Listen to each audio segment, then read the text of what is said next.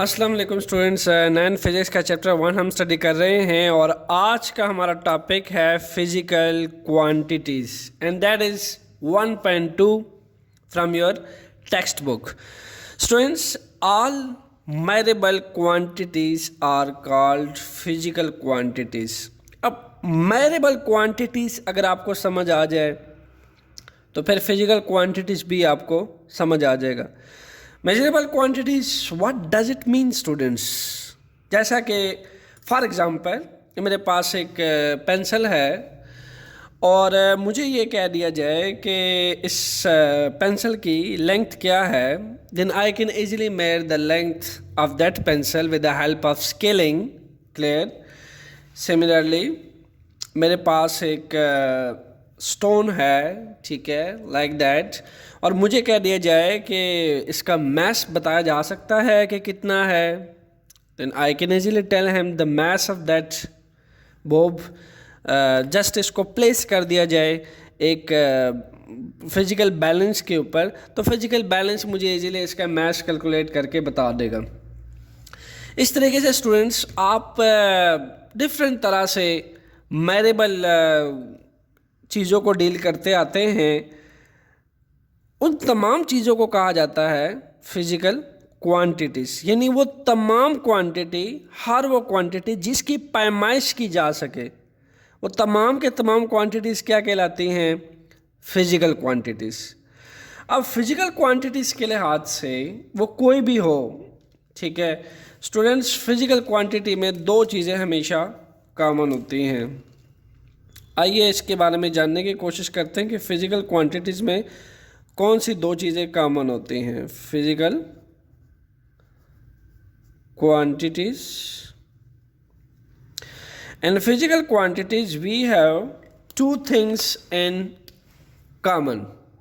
तो आपने हमेशा याद रखना है स्टूडेंट्स कि हर फिजिकल क्वांटिटीज़ में दो कैरेक्टरिस्टिक्स ऐसी होती हैं जो कॉमन होती है। वो कौन कौन सी है? जो इसकी फर्स्ट इसकी कैरेक्टरिस्टिक्स है वो इसका न्यूमेरिकल मैग्नीट्यूड है, that is numerical magnitude.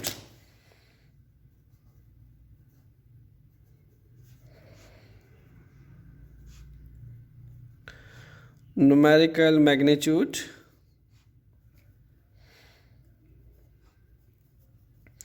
And the second one is unit, यानी जिस चीज़ में हम उसको मेजर करते हैं, ठीक है, ऐसा unit in which it is made, the unit, the unit in which it is made.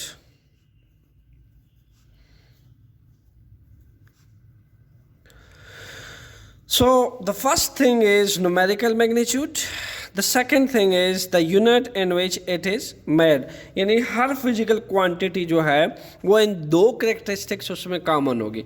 आइए स्टूडेंट्स दो एग्जांपल करके देखते हैं कि दो करेक्टरिस्टिक्स हर फिजिकल क्वांटिटीज़ में कैसे कॉमन हो सकती है। फॉर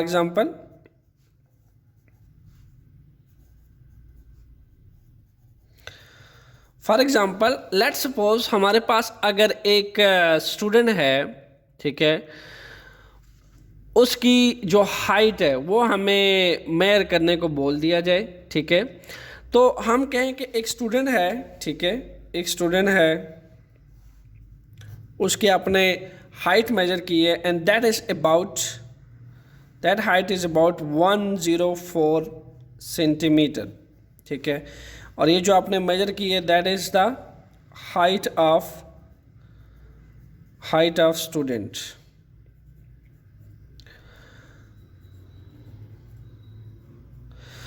अब हाइट ऑफ स्टूडेंट में अगर देखा जाए स्टूडेंट्स, तो 104 आपको गिवन है, that 104 is what actually, this is the numerical magnitude. ये आपको एक न्यूमेरिक मैग्नीट्यूड दिया हुआ है कि 104 उसका मैग्नीट्यूड है उसके हाइट का, ठीक है, तो this is known as numeric magnitude, numeric magnitude, and the second one centimeter is what? It's a unit in which it is measured. तो आपने देखा कि आपने एक स्टूडेंट की हाइट मेजर की तो उसमें आपको दो चीज़ें मिलेंगी। The one is numeric magnitude, the second one is unit जिसमें आपने इसको मेजर किया है। अब हाइट उसकी आपने सेंटीमीटर में नापी है, ठीक है। हो सकता है आप अगर उसकी हाइट फीट में नापें, हो सकता है आप उसकी हाइट जो है वो मीटर में नापें, maybe it's depend on your desire your need. But आपको हर फिजिकल क्वांटिटी में दो चीज़ें कॉमन नजर आएगी। The first is numeric magnitude, the second one is the unit in which it is made. So आइए, ये तो थी हमारे पास फर्स्ट एग्जाम्पल। अब इसकी सेकेंड एग्जाम्पल करके देखते हैं। आप एक शॉप पे गए, ठीक है, और आपने वहाँ पे बहुत सारे शुगर बैग्स पड़े थे जिसमें आपकी डिज़ायर नीड थी कि आपको 5 kg का शुगर बैग चाहिए था।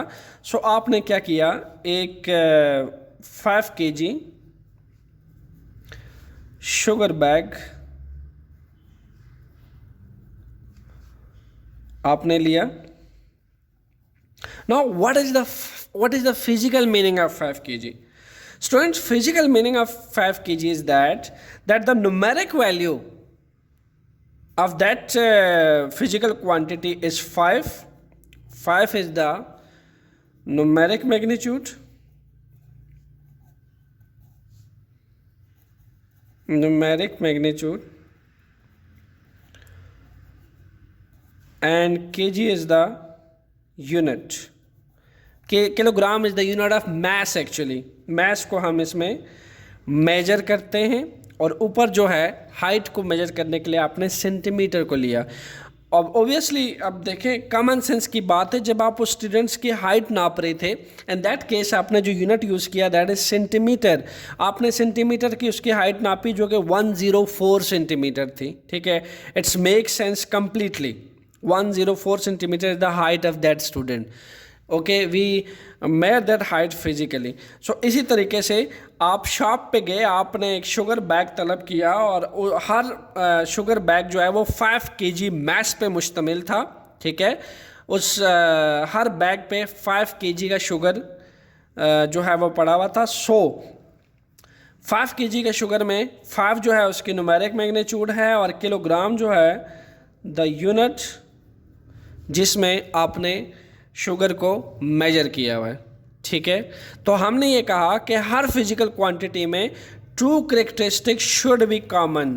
2 characteristics, which one? Numerical magnitude, the unit in which it is made. इसकी हमने 2 एग्जांपल्स करके देख ली कि आपने एक स्टूडेंट्स की हाइट नापी, वो भी उसमें भी आप देख सकते हैं कि यूनिट है और ये 104 ये उसका न्यूमेरिक मैग्नीट्यूड है, सेंटीमीटर उसका यूनिट है। सेकंड चीज़ आपने एग्जांपल में देखी कि 5 kg शुगर बैग जब आपने लिया तो वहाँ भी एक चीज़ कॉमन थी, ऊपर के केस की तरह 5 जो है न्यूमेरिक मैग्नीट्यूड था और किलोग्राम जो है यूनिट थी जिसमें से मैस को मेजर किया गया। क्लियर? सो स्टूडेंट्स, जब फिजिकल क्वांटिटीज हम देखते हैं तो बेसिकली हम फिजिकल क्वांटिटी को 2 कैटेगराइज करते हैं, 2 मज़ीद डिवीज़न करते हैं इसकी। फ़िज़िकल क्वांटिटी को हम डिवाइड करते हैं physical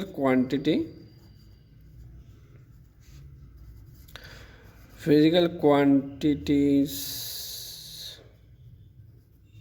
divide into 2 more discipline. The first one is base quantity.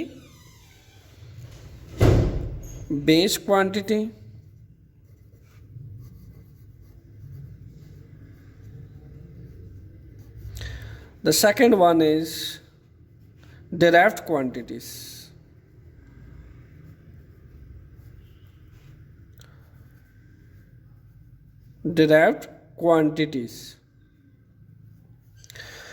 अब स्टूडेंट्स, होता क्या है कि जब आप इनिशियली देखें, जब आप किसी भी ज़बान को सीखते हैं, जैसे उर्दू ले लें, जैसे इंग्लिश ले लें, तो आपको बिल्कुल प्री लेवल पे इनिशियली आपको अल्फ़ाबेट सिखाए जाते हैं। इंग्लिश सीखने के लिए आपको अल्फ़ाबेट्स का लिखना सिखाया जाता है।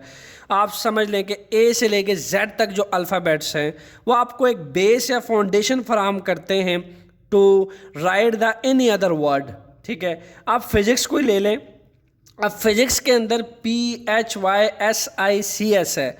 ये PHYSICS कहाँ हम पढ़ते हैं?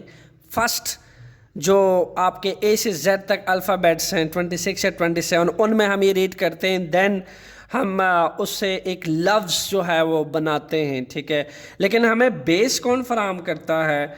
किसी भी either it's Urdu either it's English, वो हमें उर्दू कायदा और इसी तरीके से इंग्लिश अल्फ़ाबेट्स हमें वर्ड्स को लिखने के लिए एक बेस फराहम करते हैं।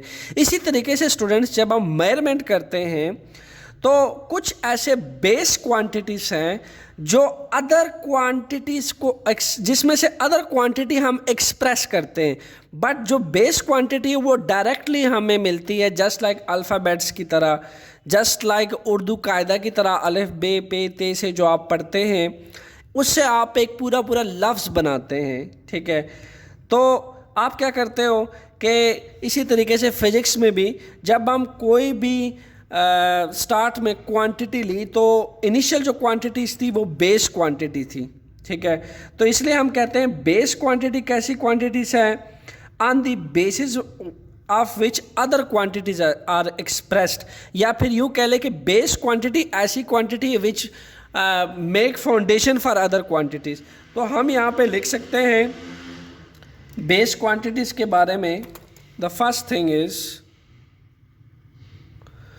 base quantity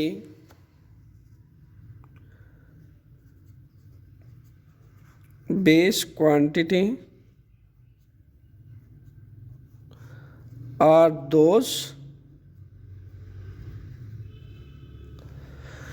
सो ये कैसी क्वांटिटी होती है? ऑन द बेसिस, जिसकी बेस पे, ऑन द बेसिस, जिसकी बुनियाद पे हम क्या करते हैं? दूसरी क्वांटिटी जो है वो लिखते हैं। ठीक है, दूसरी, जैसे आपने A से लेके Z तक जो है अल्फ़ाबेट्स पढ़ी। ठीक है, अलिफ से लेके ये तक आपने कायदा पढ़ा। अब इससे आप कोई भी लफ्ज़ लिख लेते हैं, कोई भी इंग्लिश वर्ड लिख लेते हैं। इंग्लिश अल्फ़ाबेट्स आपकी बेस है। इसी तरीके से उर्दू कायदा, उर्दू लफ्ज़ लिखने के लिए आपकी बेस है। तो सिमिलरली बेस क्वांटिटी ऐसी क्वांटिटी है जिनकी बेस पे आप दूसरी क्वांटिटीज़ को एक्सप्रेस कर सकते हैं on the basis of other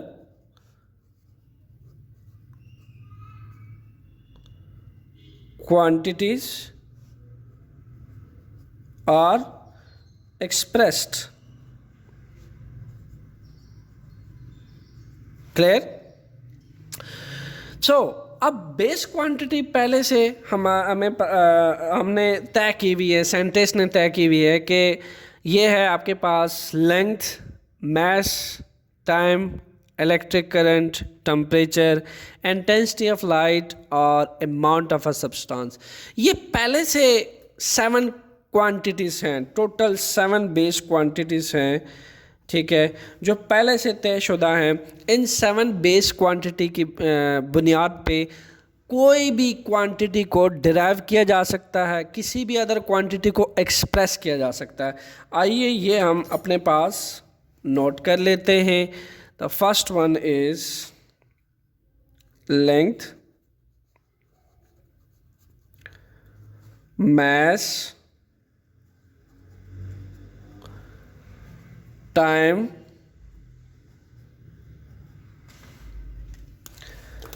and the next one is electric current,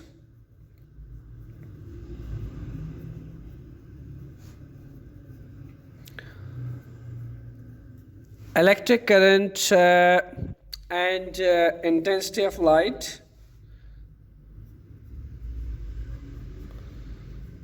intensity of light, and the last one is amount of substance.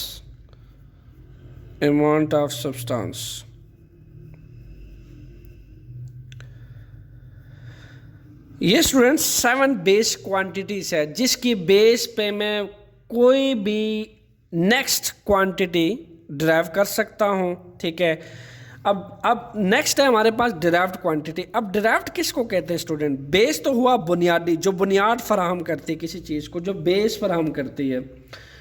अब डिराइव क्वांटिटी क्या होगा? डिराइव क्वांटिटी वो होती है जो क्वांटिटी किसी चीज़ में से अखज़ की गई हो, निकाली गई हो। डिराइव्ड, किसी को किसी चीज़ में से अखज़ करना, निकालना, डिराइव्ड करना। तो हम ये क्या कह सकते हैं? The quantity that are expressed in term of base quantities. We can write the quantity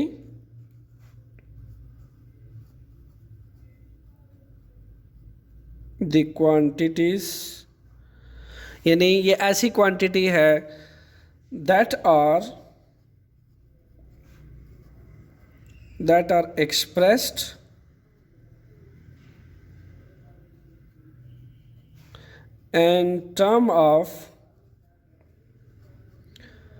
in terms of base quantities। Base quantity के टर्म्स में जिसको एक्सप्रेस किया जाए तो वो कौन सी क्वांटिटी होगी students? That will be derived quantity. आइए देखते हैं कि डिराइव्ड क्वांटिटीज कौन कौन सी हैं स्टूडेंट्स हमारे पास। Derived quantity are actually work energy,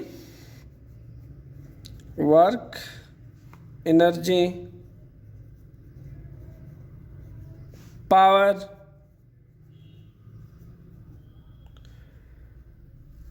area, volume, speed,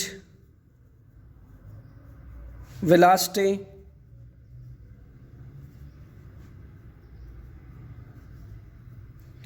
and और भी बहुत सारी हैं स्टूडेंट्स जिनको आप डिराइव क्वांटिटीज़ के टर्म्स में लिख सकते हैं। प्रेशर। अब स्टूडेंट चूंकि हमारे पास ये मौजूद हैं सारी की सारी बेस क्वांटिटीज़, अब हमने कहा ये बेस है जी, ये ऐसी क्वांटिटी है जो अदर क्वांटिटी को एक्सप्रेस करने के लिए बुनियाद फराहम करती है। आइए देखते हैं ये कैसे बुनियाद फराहम करती है। स्टूडेंट्स अगर स्पीड को आप देखें, ठीक है, स्पीड के फार्मूला पे हम गौर करें तो स्पीड को हम मेजर करते हैं किस में? Speed is equal to distance by time, distance by time. इसी तरीके से स्टूडेंट्स वेलोसिटी को देख लें आप, velocity is equal to displacement by time, displacement by time. Similarly students हमारे पास नेक्स्ट एग्जांपल ली जा सकती है प्रेशर का। Pressure is equal to force per unit area.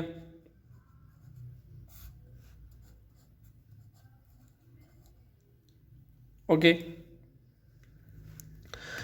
अब क्या है स्टूडेंट्स कि अगर आप इन तीनों एग्जांपल्स को देखें तो डिस्टेंस क्या है? ये एक बेस क्वांटिटी है, ठीक है। Distance is the base quantity and time is also the base quantity. अब मैंने दो बेस क्वांटिटी यूज़ की, ये भी बेस है, ये भी बेस है, दो बेस क्वांटिटी यूज़ की और इसमें से मैंने एक नई क्वांटिटी अखज़ की जिसको मैं क्या बोलूँगा?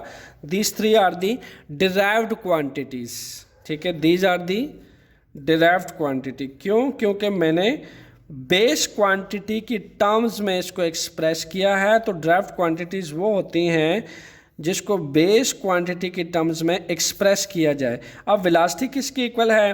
वेलोसिटी जो है डिस्प्लेसमेंट बाय टाइम है। अब डिस्प्लेसमेंट, ये जो लेंथ आ जाता है ना स्टूडेंट, लेंथ में आपका डिस्टेंस भी आ जाता है, लेंथ में आपकी डिस्प्लेसमेंट भी आ जाती है। तो लेंथ जो है ये डिस्टेंस और डिस्प्लेसमेंट दोनों को रिप्रेजेंट करता है।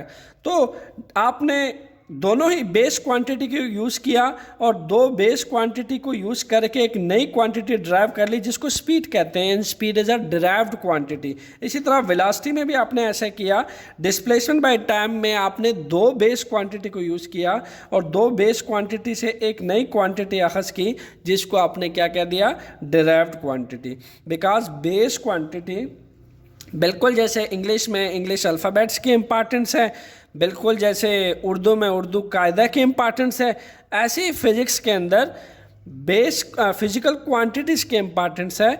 फिज़िकल क्वांटिटीज़ के बिना फिज़िक्स की लैंग्वेज को या फिज़िक्स की मेजरमेंट को समझना इंतहाई इम्पॉसिबल है। जैसे आप इंग्लिश अल्फ़ाबेट से अगर नहीं पढ़ते और डायरेक्ट आप किसी लफ्ज़ को पढ़ना चाहेंगे तो आप नहीं पढ़ पाएंगे, ठीक है। तो दो तरह की क्वांटिटी है ये। आप फर्स्ट ऑफ ऑल जैसे उर्दू का कायदा या इंग्लिश के अल्फ़ाबेट सीखते हैं, आप पहले बेस क्वांटिटी सीखेंगे जो कि 7 है टोटल। उसकी बिना पे आप क्या करोगे, आप अदर क्वांटिटीज़ डिराइव कर सकोगे, बिकॉज ये बेस क्वांटिटी फाउंडेशन प्रोवाइड करता है अदर क्वांटिटीज़ को एक्सप्रेस करने के लिए। तो ये था स्टूडेंट्स आपका टॉपिक 1.2 फिजिकल क्वांटिटीज़। होपफुली आपको अच्छे से समझ आया होगा। In case of any question आप कमेंट सेक्शन में मुझे लाजमी बताइएगा। Thank you. And next lecture है आपका international system of unit. Stay tune for that. Thanks.